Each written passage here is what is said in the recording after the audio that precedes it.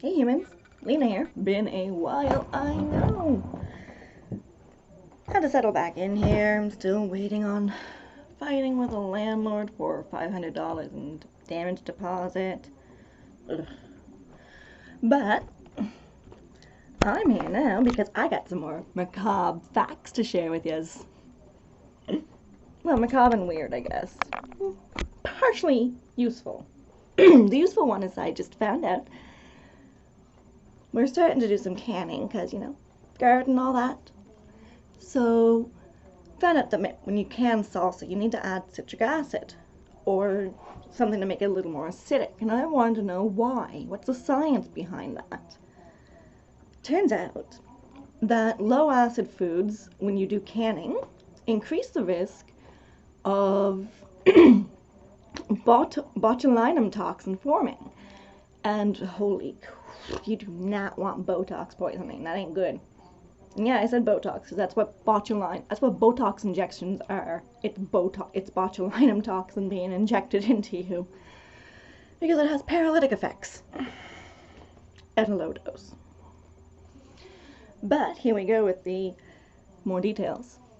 So you need to add citric acid, lemon juice when you're canning tomatoes and other low pH foods. Otherwise, the canning process won't kill off the bacteria and make it safe. I just found that fascinating. I didn't know botulinum toxin could form there. And now, on to today's macabre story and fact. So you all know the CPR doll, right? The one that you do the chest compressions on. Tilt the head back, hold the nose, breathe in, yada yada yada. Well, let me just pull up some details here. So that was originally, the face comes from 1880, was there 1880 something, a drowned woman found on the Seine. So in the 1800s, late 1880s, a unknown girl washed up on the river of the Seine in Paris, France. So nobody knew who she was. So what they did to identify her is they took this person and they put her on display in the morgues, mortuary or something. And the pathologist on duty actually just fell in love with the face. Yeah, let that sink in. He fell in love with the face of a drowned woman.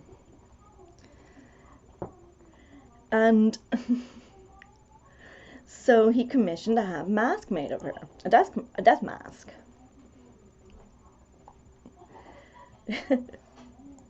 Yeah, and this death mask was reprinted and sold. People loved it. They put it on display because, people are weird and macabre. And so the plaster mask became known as l'inconnu de la Seine, the unknown of the Seine. And, people liked it. It got hung over walls everywhere. Pretty, angelic little face. Flash forward to the time where the CPR doll came into creation in about the 40s, where it was created by a toy maker, Asmund Lerdahl, from Norway. So when he began to make the CPR doll, he wanted her to have the most realistic face he could find. And so, story goes, keep in mind this is all story,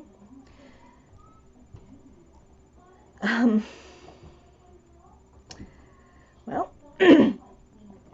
he remembered that his grandparents had this mask of a woman with closed eyes and a slightly open mouth on the wall of their home. So he reached out. He reached out to them and said, hey, can I get that mask again? And so, he created the doll, Recessian,